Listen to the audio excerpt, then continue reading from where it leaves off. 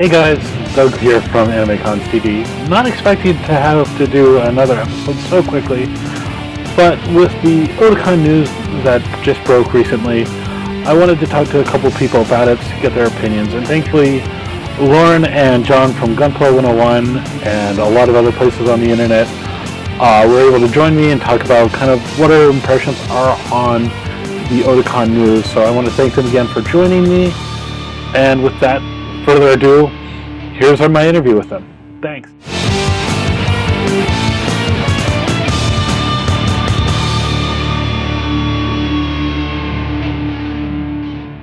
Hey guys, Doug here. Just real quick before we get to this week's episode of AnimeCons TV, I had a little bit of technical difficulty recording with Skype. It looked like everyone was getting full on in the screen, but then when we looked back at the video, John got a little bit cut off, so my apologies, John. I wanted to say thank you once again to John and Lauren for joining me for this week's episode because we got into some really good discussion. Unfortunately, the video is not the best quality, and we didn't want to try and recreate the whole thing, so it's a little weird. Thankfully, it's better if you just listen to it and everything like that. So, a few little technical difficulties, but we're doing all right, and hopefully we'll be able to give another better in-person interview with them very soon. As always, thank you guys for watching, and enjoy this week's episode. Thanks. Right. Welcome back to AnimeCons TV, everybody. There's been some very interesting news with Otakon this week, and I'm bringing in two friends who I've seen at several Otakons, have gone to several conventions themselves, and they let me talk about Gundam on some of the websites they run and everything like that. So without further ado, I'm going to let our guests this week introduce themselves. Thanks, Doug. Well, I'm Lauren, and this is my husband, John. And I guess what we're most known for these days is we write Gunpla 101. That's gunpla101.com. And it's a tutorial site that shows everyone how they can build Gunpla. I've learned more than a few tricks myself, so. Yeah, and I mean, I guess that makes us kind of unlikely guests to talk about the news. I mean, before Gunpla 101 was my main thing, I used to go by the Otaku journalist. I still do. And I found myself in the position of kind of breaking some news on Twitter, though it was not an exclusive. I know this was so weird. Yeah. So you found out this news about Otakon, and I guess the news is that they are kind of seeing how things go, and they put out the thing saying we're watching carefully whether or not we'll be able to hold Otakon 2021 or if we'll have to close our doors forever. And they put out a page for looking for donations. So you kind of broke the news to a lot of people, including myself. How did you find out about this news? Did you get this email, John? I still haven't got it, but I'm trying to recall what account I used to sign up for my Otakon membership. Well, I always sign up for your Otakon membership. Oh, okay. I have them like saved in my 1Password. I mean, that's kind of what happens when you're married. Everyone takes a different task. Like, I'm the one who signs us up for Otakon every year. And then you're the one who checks the IRS website to see, wait a minute, how's Otakon doing after we get the news? Yeah. So you got a just random email. Yeah, because I'm a member of Otacorp. Because what people don't always realize is that when you're signing up for Otakon every year, you're not really signing up to go to an event. You're renewing your membership, one of the perks of which is you get to attend the event. And this is also something that happens also with Anime Boston. It's the event run by the New England Anime Society. And it's why it's not like you're buying a ticket or you're buying a badge. The language is often you're buying a membership. Yeah, I guess it's because these are 501c3s. Mm-hmm. But this email with this news went out to people on the newsletter, and I saw you just commenting on it, and I was like, wait, what's going on? And, I've covered Otakon as press for almost 10 years now. I've lost track at this point. And I was like, checking my email, like, what's going on? And I had to get a copy of the email from you to see this news. Yes, I And forwarded it to a couple different journalists who were covering the news. I was just like, I didn't expect to be the person breaking this news because it was just a standard boilerplate email, which I assume they meant to send out to all members. yeah, it was.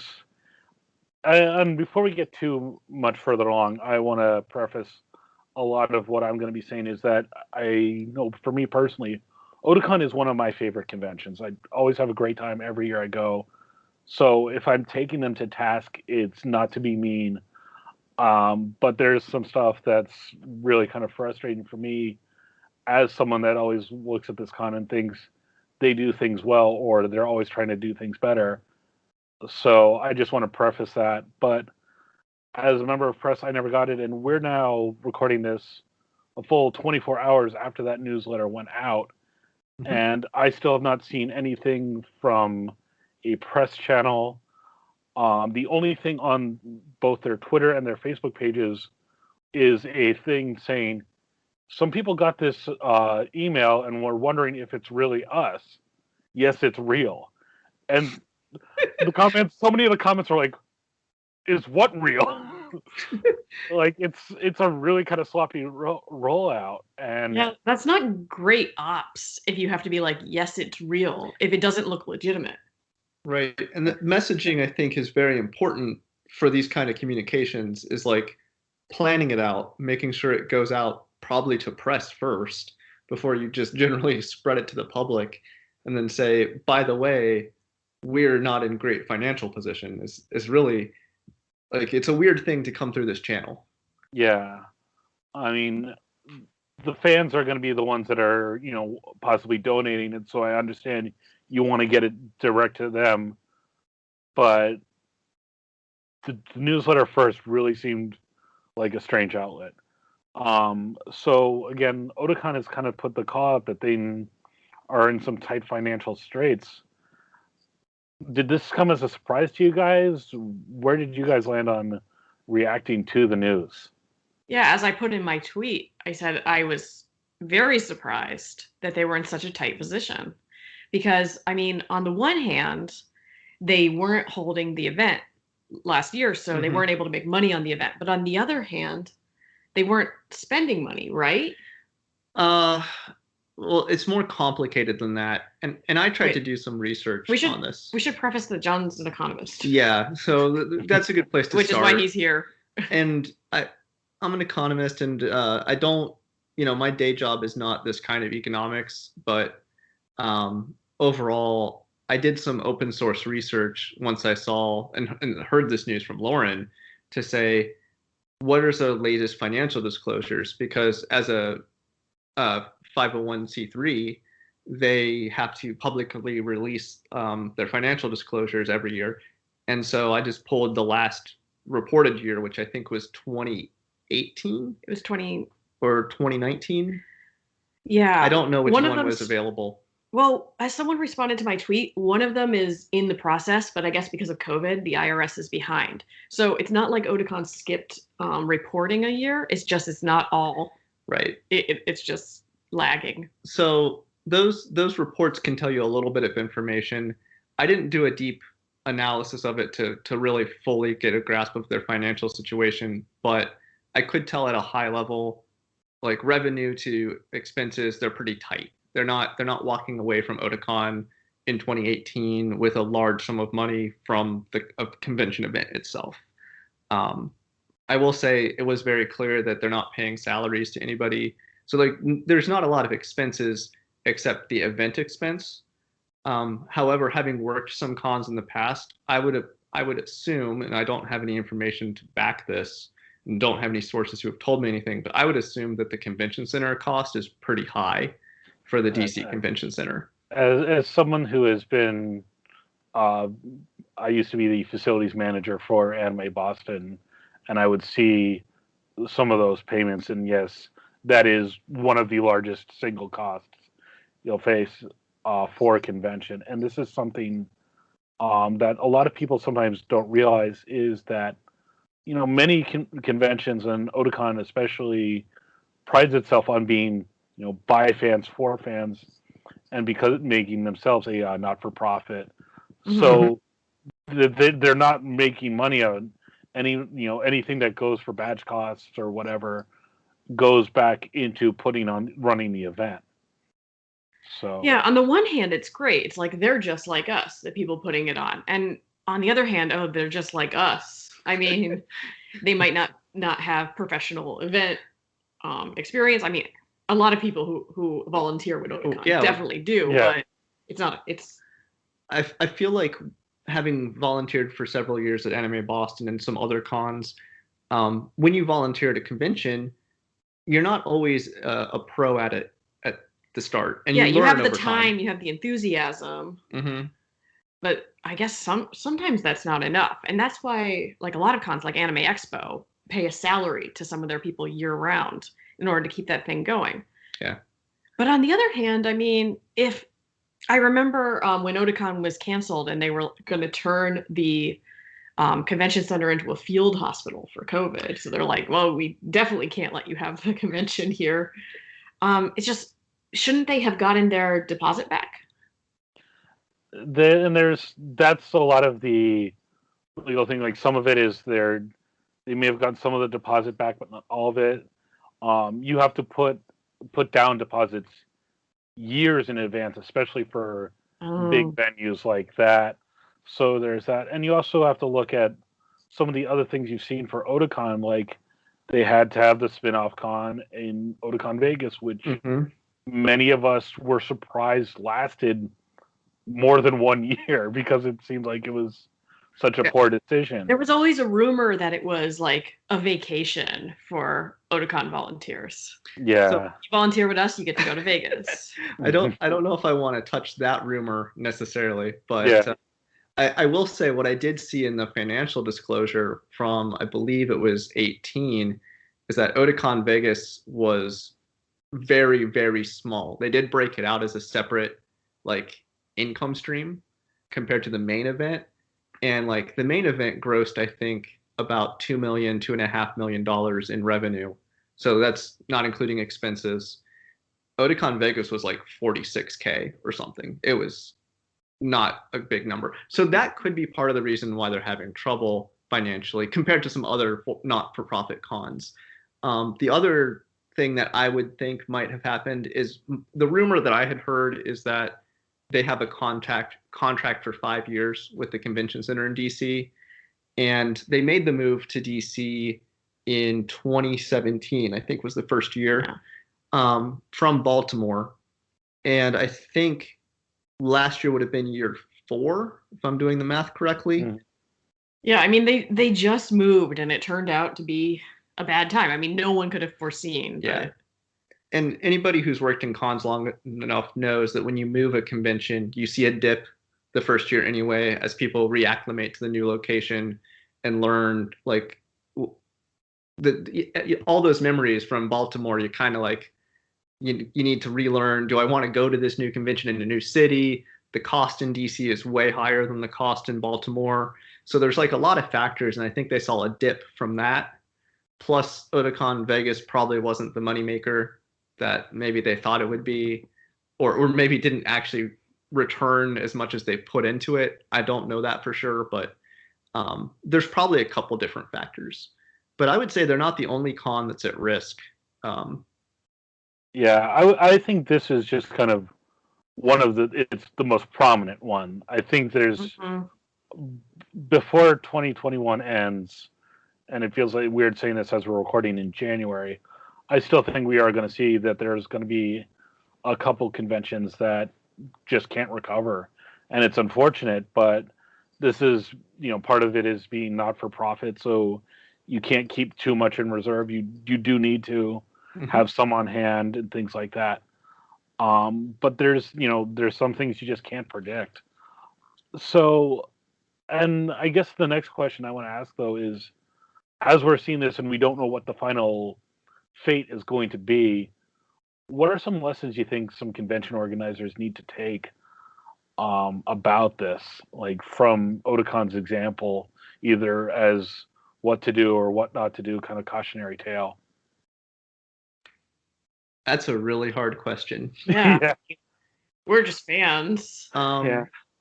It's hard to say how you avoid, because I don't think Otakon necessarily did anything wrong per se. Yeah, for not foreseeing a global pandemic. Right. Yeah.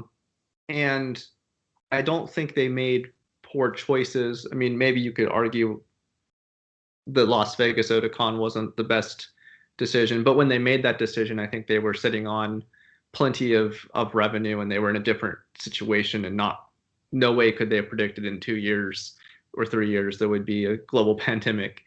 That the country would just completely bungle, and it's just.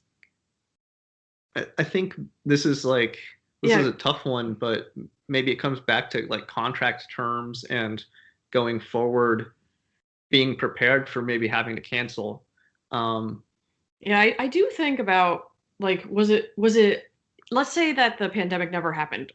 Was moving to DC a good idea? It's just, is it nostalgia that makes me think that it belongs in Baltimore? I know that they left because they could not get the Baltimore Convention Center to commit to expanding or give them a timeline of what it would look like. So they called their bluff and walked. Yeah. But at the same time, I look at this at the lens, and again, I don't have all the information. I wonder, if there were some things that they did that's like, we have to do this. It's always been this way. And like after Vegas was, started to see that was not the financial success they planned on, could they have said, okay, here's some areas where we need to cut costs a little bit more? And like I look at, their staff is a level that I look at a lot for conventions, and I know there's, no one convention has it perfect, but I sit there and wonder, okay, you've got however many 100 people on staff. Do you need all these people here? And I think, again, I could be wrong. So yeah, Otakon staffing is one of the most exclusive that there is. Like, in order to be on Otakon staff, you need to have 2 recommendations from existing staff members, or you need to have like 5 years is it called a gopher? Yeah. But at the same time, I don't think they kind of reset the staff. You guys all 3 of us have been on Anime Boston staff as a comparison. And basically every year you have to reapply for your position. Yes. Unless you're one of their executives that are elected. So it kind of gives the staff kind of a chance to say, do we need this large of a department in this area, reassess and stuff like that. So you kind of trim some of the fat there.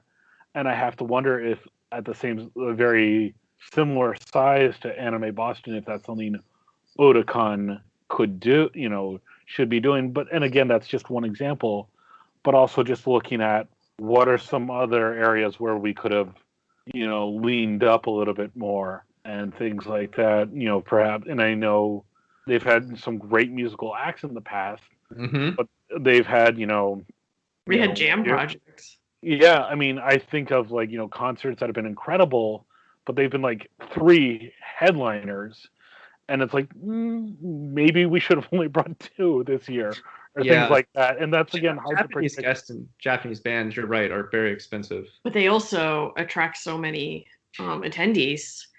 And remember how Otakon, like, they added another day, the Matsuri Day on Thursday? Yeah. I mean, they got bigger and bigger. I think, Lauren, what you actually said there's this danger of growing, right? When your con is growing rapidly or fast, and you just keep trying to go bigger and better and bigger and better, sometimes you get yourself in a trap. And I think it could be the case that Otakon was in this position to begin with because they made the move, because they had been growing so rapidly in Baltimore. They outgrew their current convention space. They had to make a move. And then they still didn't cut back when they made the move. They tried to go bigger to attract more people. And then that didn't work out for reasons. Yeah. And with growth, eventually you reach the point where you cannot have any more attendees in your space, and you hit an attendance cap, and then all of a sudden that puts a cap on how much revenue you can, get per attendee, and you either have to raise prices or say, okay, this is the most we can bring in. And Doug, I'm wondering if all the people who are listening to this or watching this know that Otakon is over 20 years old. Like, it's one of the top 10 cons in America by attendees. It's just one of the most storied cons there is. And we've seen much smaller cons have problems. Like, what was that stupid con that decided to have a buffet in the middle of the pandemic because they're like, we'll die if we don't. Right. I don't remember.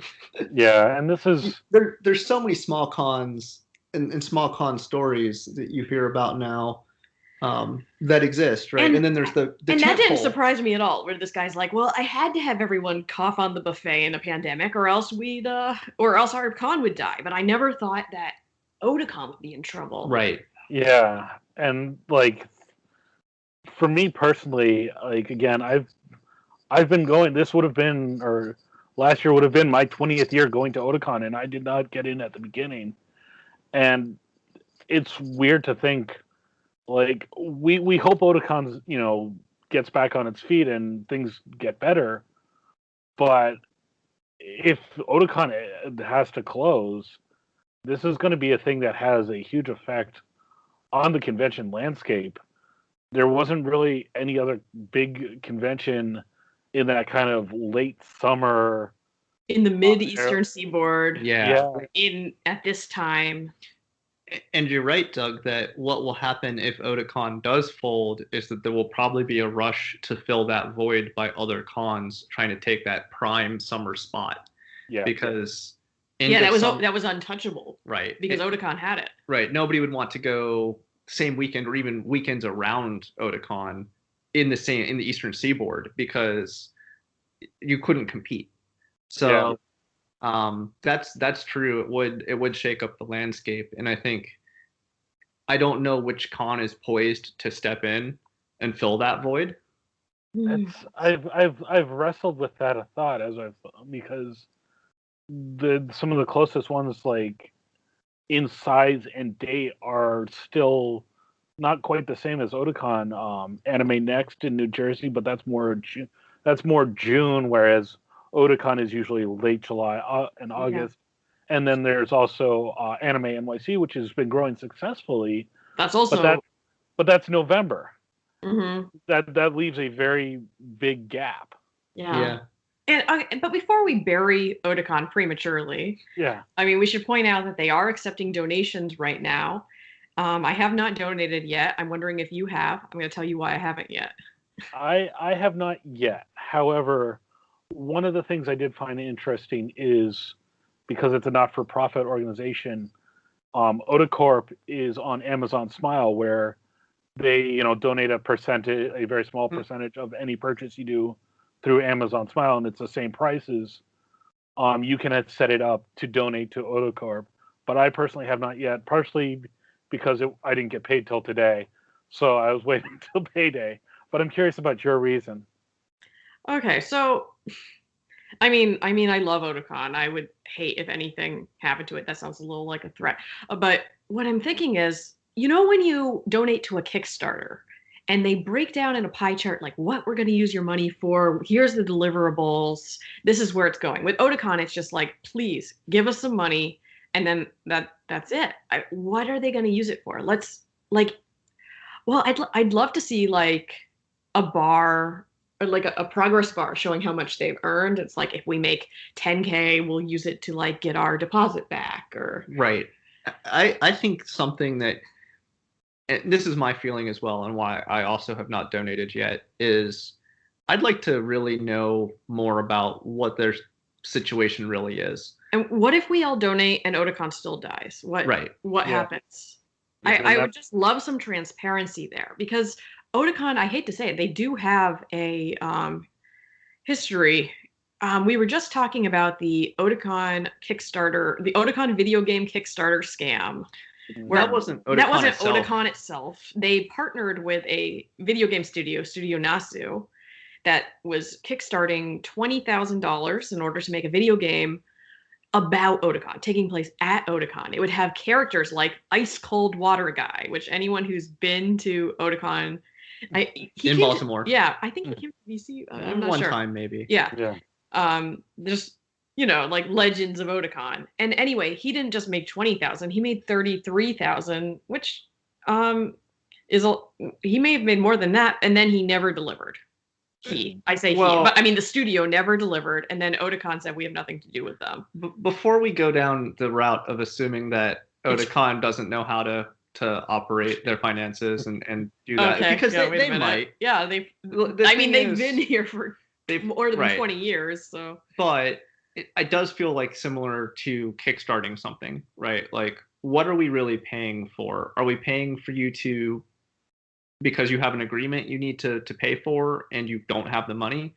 Like, tell us more about like what is really driving your decision here, because I'd like to know, like, is that, can we find this out? I love Otakon. I want it to continue. Like, it's one of my favorite cons. And it's definitely right here in our backyard. Yeah, I think that transparency angle goes back to kind of this rollout is not only did they kind of stumble out the gate with getting this news out, all of a sudden it's out of nowhere, they're asking for money, and now we don't even know what it's going to go to. That sends up some big red flags. Right. I mean, I would assume it's going to paying some of the bills they have to pay. So like we talked about the convention center fee, which I'm sure there's something with that. They might have got some of their deposit back. They might have had insurance. This is all speculation, and we have no idea because we're not privy to any of that. But it just says your generous gift to Otacorp helps us keep Otakon going, and you can. They suggest either anywhere from $5 to $200, and remind you that's tax deductible. Which it is. Yeah. They are a 501c3. But sure enough, I don't know more than that what it would go towards. So some other costs that maybe we didn't talk about that they definitely have on a yearly basis. And keep in mind, they're not selling memberships or haven't been.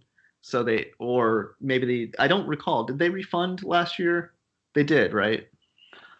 I think it was, if I recall correctly, some of it was possible refunds, some of it was rollover into the next year. Okay, so I think they gave people the choice, and there's no way to know how many people chose to be refunded versus... All registrations for 2020 were automatically registered for 2021. If you are unable to attend in 2021, you can request a refund. Usually they don't accept refunds at all. Yeah. It's a lot of logistical headaches. Yeah.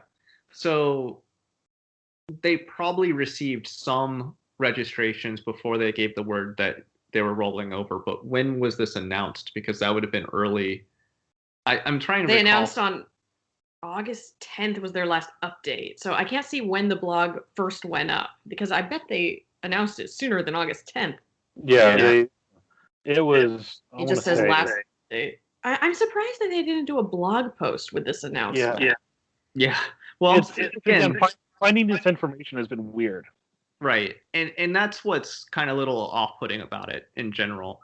And just before we close the chapter of like everything they have to pay for, I know for a fact, based on their disclosure, they have to pay legal fees on a yearly basis, and they have to pay for accounting on a yearly basis, and probably some other white collar stuff that you... Yeah, just because they don't have the con doesn't mean they don't have taxes. Right. You still got to file taxes. You still probably have to have somebody on retainer in case there's any legal issues.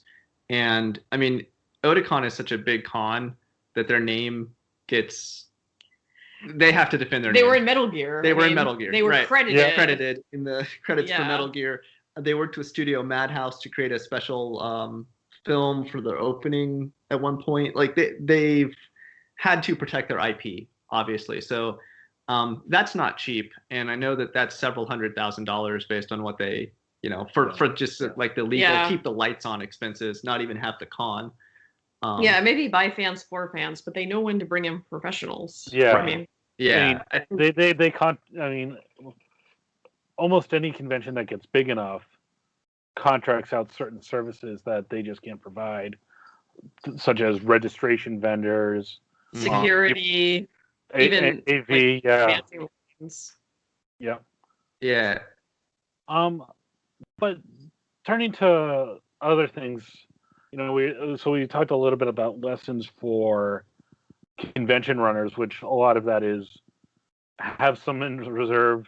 There are things that you can't predict, and just be transparent with some of the stuff when you do have to, kind of pass the hat around a little bit, so to speak. But what are some of the lessons for attendees that they can take away from this? Lessons for attendees. Can you? I'm trying to think about that. Like I keep coming back to don't think of how to put this. Even a con that's been around for a long time might not be around forever, and that sounds like a very negative lesson. But I think a lot of it is, remember that a lot of these cons are not for profit. That they do have to. They need volunteers. They need. It's support. It's actually, I think, Doug, what you're trying to say is don't take your cons for granted. That is, yes, that'd be a good way to put it. Enjoy them. Don't assume that they're always going to be there. And I think we've seen this in other cases too. Not even big cons, so big and small cons alike, Otakon and others. There's been a lot of drama related to some other cons in the DC region. Related to like MagFest. Oh yeah, MagFest was having trouble for a completely different reason. Yeah, not financial, right? And any number of things can cause a con to go out of business, even if they're not for profit, not for profit, bad management, a bad year, bad decision when it comes to moving location or time. Like I've seen several cons that had pretty good reputations, just mid-sized cons in particular with good reputations just suddenly go from being okay and growing to stumbling and going away after 2 years. Yeah, like 2 bad years, and that could be enough to kill a mid-sized con. Yeah, and those changes happen faster than you think sometimes. Like that's the thing that always is. You wake up one day and it's like, wait, this con's again. To use the Otakon example, wait, this con's in trouble. Right. So it's, and I mean, the only other thing, and I feel like this is kind of the old man wagging his finger at the young kids, but it's we say don't take your cons for granted. If you're going to a convention, support it. Like, don't try and ghost a convention and sneak in without a badge. Pay for your convention because your membership does go to things that'll benefit you, and it makes your experience better overall. Mm-hmm. So. And consider being a volunteer one year. And also there's the thing, like if I say, oh, I'll give a panel next year, I'll do a cosplay next year. I mean, there might not be a next year. Oh my goodness, that's fatalist.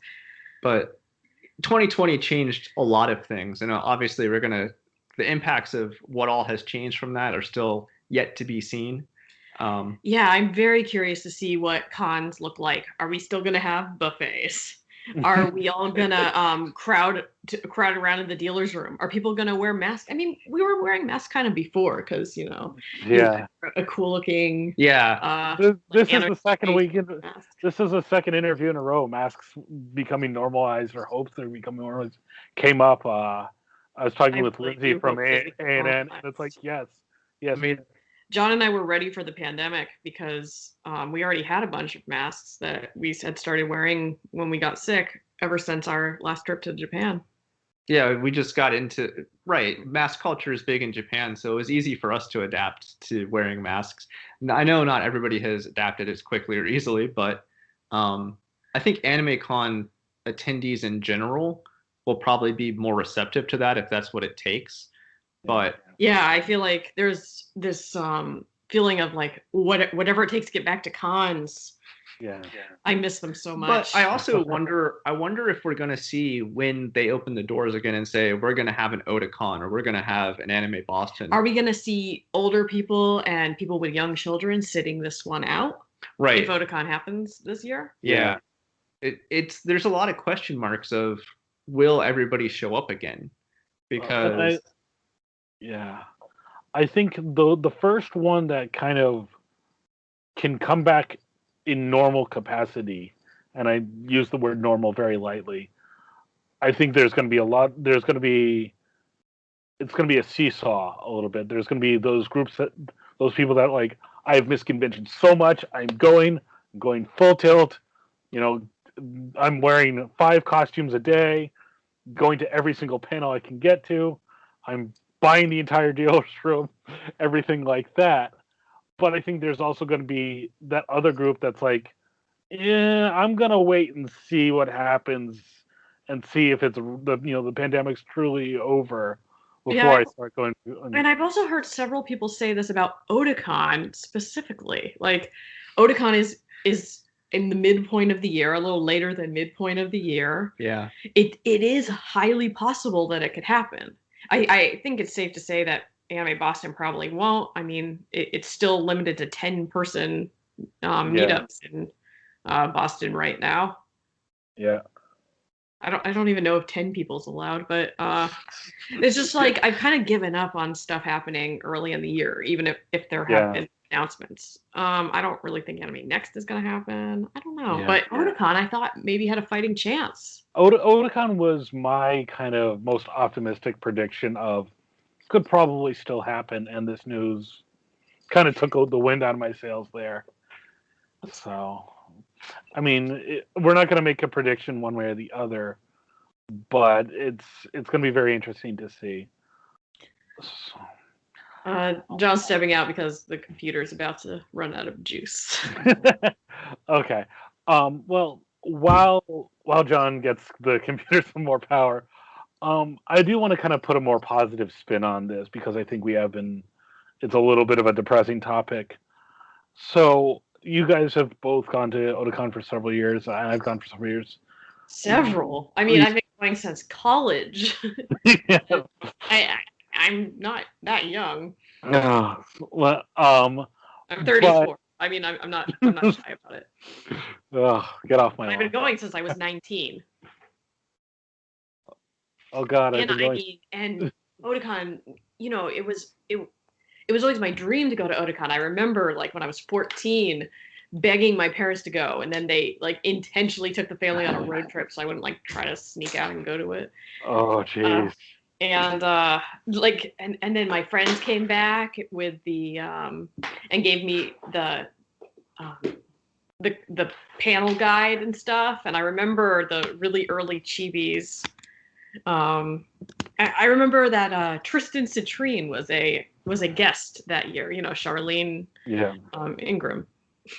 So the question I wanted to ask though is, do you guys have some favorite Otakon memories to kind of put a more positive spin on? Oh, definitely our top Otakon memories, having a convention panel with our dear friend Doug Wilder. Not that guy. Yeah, we've had. I think Otakon through the years. This is interesting because Otakon was like my first or second real convention. This is a weird story. I'm going to give you an aside. My first convention experience, I was doing a high school event, and we were in DC, and we just happened to be in the same hotel as Anime USA. So I didn't know that it was the same time, but I knew what was going on. A lot of people were very confused and weirded out by all the cosplay and everything else, but you knew what was going on. Yeah, but I was there for a different reason, not for the con. So Otakon, I think, was my real first experience at a con, and I remember the first time going. Baltimore Convention Center, obviously, just the inner harbor of Baltimore is amazing, and this was before the Hilton expansion, I guess, happened. Oh yeah. So this was a long time ago. I don't even know what year it was, to be honest. Oh, I mean, it was like 15 years ago. Yeah, exactly. my memory is not in that place right now that I can remember that, especially after 2020 feeling like 20 years on its own. um, but yeah, I remember. Oh, I remember me and my friends were staying 8 people to a room. Yeah. And John, you were staying with the anime club. He was the anime club president in college. Well, our final year. He was our first male anime club president at college, because men can do anything women can do. I mean, maybe, but you apparently they only, like, the club secretary only got one room, and like 2 John rooms for stepped 20 people. in.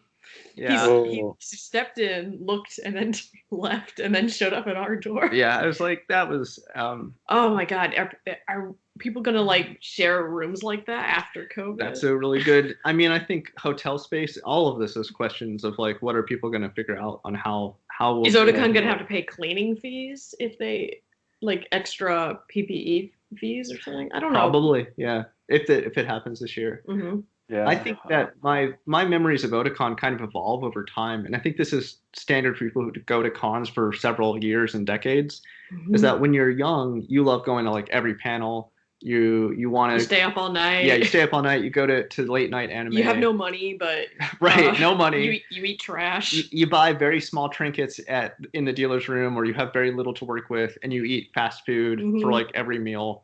And then I remember we were like 26, and we both had real jobs, and we just stayed in a hotel. It was just 2 of us, and we bought so much stuff in the dealer's room, and we went to that fancy restaurant. Yeah, we had a completely different convention experience. Right, exactly. It was, it evolves with how what you do, and then later we started giving more panels, so it was less like us. Yeah, and then it was giving back. Yeah. First it was like doing whatever we could, and then it was like just making the most of it, going crazy. And then it was, how can we give back to Otakon? Yeah, and I think that's something that evolves a lot. I'll share kind of 2 memories that always stick out as some of my favorite convention experiences at Otakon, because it's a little bit of how crazy I have gone as a fan. I want to say it was Otakon 2003, maybe 2004. Mm-hmm. So this is before most dealers had the ability to take your credit card at the booth. You still needed to carry cash at the thing. Mm-hmm. And I was down to like $10, in my pocket. Could go more. And I see at one booth the action figure of the original form of the Devil Gundam thing. I'm gonna say, Pat, put a picture of it if you can in the podcast, because it looks like a giant crab with a Gundam on top. And this was just as I was coming around to being like, wait a minute, G Gundam's actually awesome. And I was like, how much is that? And it's like, oh, it's like $40. And I'm like, check my wallet. So now I'm like, can you hold it? And he's like, I can hold it for half an hour, and then I have to put it, I have to go back, and I will be right back. And so awkward nerd Doug, I'm still awkward nerd Doug, runs out of the dealer's room, runs up the stairs to the one ATM that has a bit of a line in the Baltimore Convention Center near the Starbucks little kiosk, right registration booth. I still remember it. Oh my God. Paying the $5, paying like the $5 ATM fee to take out $40, running back to the dealer's room and buy that crazy figure. And I still have it, and I'm so proud of it. You got lucky that there was cash in that ATM, because usually they just run out by like midday on Friday or Saturday. Wow, I could just visually walk around Otakon in the Baltimore Convention Center. Like, actually, a lot of the time during this pandemic, maybe this is kind of pathetic, but when I'm trying to fall asleep, I just pretend I'm walking around Otakon in the convention center. I'm serious. Yeah, and it just really relaxes me. And man, I just miss cons. There's a lot, especially con you've gone to year after year. Yeah, where and you know the facility like the back of your hand. It's interesting you say that, because I could probably find my way around the Otakon at the Baltimore Convention Center very easily still. Like, anywhere I'd want to go, I'd be like, oh, I know where that is. Mm-hmm. They did reorganize and relay out a couple times, but not too much. But DC, I don't think I could navigate it fully still. we're still just learning it. Oh, and guys, it's a shame. That Otakon memory. Remember when they pulled the fire alarm at the 4chan panel? Yeah. This was before politics were as scary and anime as they are today. Yeah. Well, before there was like the anime political connection, that there was just a 4chan panel and it felt very harmless, except for somebody pulled the fire alarm and we were all outside. And actually, it wasn't very funny. Someone got heat stroke. Right. This was like 2 years before the next fire incident, which was an actual fire, from my understanding. And like something going off in the kitchen or something. I was gonna bring up the fire drill. So it wasn't really a drill, but like that's a memorable moment. Like everybody evacuating a convention center, probably 20 to 30,000 people leaving. And I was taking pictures of cosplayers with Nutri-Grain bars, like giant Nutri-Grain bars, because remember there was that meme, Nature's Valley. Nature Valley, yeah. This was back when Twitter was still fun. This was in 2014. Nature's Valley made like a comment like, we love anime, and everyone was just like carrying Nature's Valley. And they were asking Nature's Valley, well, which anime is better? And it was just such a different time. That's such a different topic to get into, like brands and anime now, like, because now they're so much better at it. Arby's writes about anime in every tweet now. Yeah. I mean, And but like you also guys mentioned, like giving back and starting to do panels, and it's still surreal to me sometimes, like how many panels I've done at Otakon and how much that means to me, and like how much better I got at being a panelist because of Otakon giving me a chance. And kind of the best way to get over the stage fright was having to do that panel. Yeah. My first panel ever was at Otakon. It was in 2013. It was sexism in anime with my friend The Patches on Twitter. I mean, wow, it would be terrifying to do a sexism in anime panel now. This was 2013. But at the time, it was just so welcoming. It was a group of like 100 people. And oh, no, I think it was more than that. I think it was a large room and you probably had we filled it. Yeah. And it's just... It was just so friendly. I mean, you don't get that. I don't know. We sound like such old fogies. We're like, remember the old days? It's not like that today. I'll tell you, having been on both sides of the panel now, that I have fond memories of Otakon as well. And I think my first panel at Otakon was several years after the 2013 one for you. I don't remember the exact year, but we've been given prime time slots and late night time slots. And both were great. Was that, what time was our... It was like midnight to 1 or something about that. I don't know. It was just such a different mood than having a panel at 3 in the afternoon. Yeah. And just, it's so to sit there and like, I'll have those memories forever of being in those panel rooms and seeing people come in and how many people are interested in what you're giving. In the same thing you're interested in. I mean, that's what's so great about Otakon. It's huge. It's like 30,000 people who all have at least one thing in common with you. Yeah. And it's always neat when you're a panelist. And this is especially true at Otakon because it's such a larger convention. Of you have that moment of you're going in and you realize the line outside the door is not people waiting to get into the panel that's before yours. They're in line for your panel. Yeah. And things like that. And I still like remember, like, you know, talking weird time slots. This is one of my other favorite memories is Otakon 2019. May have been, or maybe it was 2018. Again, they all start to blur together. Doing a panel with our mutual friends Tom and Pat about giant robots, and it was like a 9 a.m. panel. And I just remember being so tired and like going to the little coffee shop there, getting like a mini growler of cold brew coffee, finishing it during the panel. And then it came to time for me to like defend or talk about how much I loved Die Rugger 15 or Vehicle Voltron. Realizing that I'm basically caffeine drunk as I'm ranting about this. And because I'm realizing it, I'm just leaning into it further. And this is why I still love Otakon, is they have these moments. And you know, I really want to see Otakon, you know, I want to see them get through this. You know, after this, I'm going to send them an email. I mean, no one's stopping me. I'm going to be like, hey, you know, I have some misgivings about donations. Where is it going? I bet I'm not the only person wondering, because I was just thinking, I want to take Eva, our daughter, to Otakon. Yeah. Ever since I found I was pregnant, I'm like, oh, we can do Otakon, Yeah, the the kids kids track, programming, yeah. And like, I mean, I see you guys I've seen you at other conventions, but there are people I still only see at Otakon once a year, and hmm I will be really upset that if that part of that friendship ends, because it'll be so weird. And yeah, so I guess we're rooting for Otakon, I guess is the bottom line.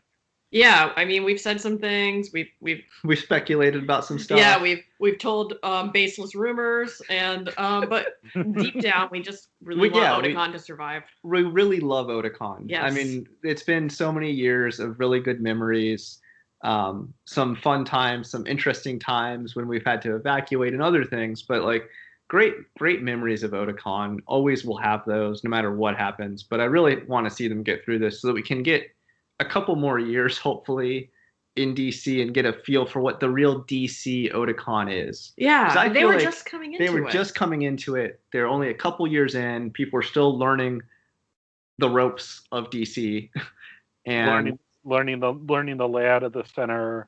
Where do they want to eat? Yeah, the local gems for places for food, things like that. Yeah.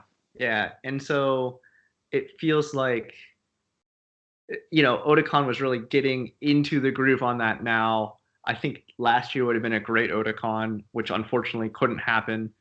And I hope they can come back strong, and either this year or next. Mm-hmm. And the one thing I'll just kind of close with is that if they have to shut their doors, and we hope it doesn't come to that. I hope it's kind of how ADV Films, like this is almost 10 years, probably 10 years now, kind of just changed their name and their branding, but it was the same core people working on everything as they became Sentai Filmworks and everything like that, and Section 23 Films. Yeah. If it comes that they have to shutter, I would love to see them take that kind of method. You know, like, okay, we're different, but we're still at the core the same people. Yeah, and Doug, that's a really interesting question and thought about, can a convention, if they have to stop using the Otakon name or rebrand or do something, start a new organization. I don't even know like how any of that would work. Yeah. Otakon Plus. Yeah, can Otakon come back? Neo Otakon. Can a con like start now and become what Otakon is? I mean, I think it can, but I think it takes years. So it would be. Yeah, imagine starting a 20,000 plus convention from scratch. You can't. You'd end up with like an extra hour in the ball pit kind of situation. Right. We've seen this happen repeatedly where people scale too fast. Or think that, oh, running a con's not hard. We can run our own con, and it's hard. Yeah, one of the reasons Otakon is so successful is because it started as with 500 people in attendance. Yeah. I think it was Penn State or. Yep. Yeah. And they just grew a little by little to what we have today. So. Maybe with the right people. So like, you know, what really it comes down to, I think, is people are what makes the convention happen. If for some reason there's financial trouble and they can't have Otakon, maybe those people get involved and start a new convention or get involved with other local conventions and turn them into something better. Mm-hmm. So I hopefully that's what happens. There's a lot of let's hope Otakon doesn't die. Mm-hmm. Yeah. So hopefully we'll be able to talk about this again in a couple months and have some good news. And maybe if we get really lucky, we can continue the discussion at Otakon. That would be awesome. That would be great. Here's hoping. Yeah. So I think that's all the time we're gonna get into tonight about this. But thank you guys for making the time. Where can people follow what you guys are up to? Well, they can follow me on Twitter at Lauren in Space and at Gunpla101. And yeah, I'm not very active on Twitter, so better to follow Lauren if you want to see what we're up to. we collaborate on Gunpla 101, but I think Lauren is more of the face and I'm more of the behind the scenes kind of The face. the talents. I don't know. And I'm the guy who. Well, that's where you can find us. Yeah. Yeah. That's Okay, good. So, and I will personally attest to lots of great tips on Gunpla 101 again. It's helped revive the hobby for me. So thank you guys. And once again, thanks for taking the time to speak with us. If anybody else has anything about, if you guys have questions about kind of Otakon's news or anything, opinions, don't forget to reach out to us. You can send us an email at podcast@animecons.tv. AnimeCons TV is on Facebook, Twitter, Instagram. Don't think we have a TikTok yet, but we are all over the place. Just look us up on AnimeCons TV and you'll be sure to find us. If you want to get in touch with me personally, I'm at Nigoki, and we'll see you guys soon. Thanks.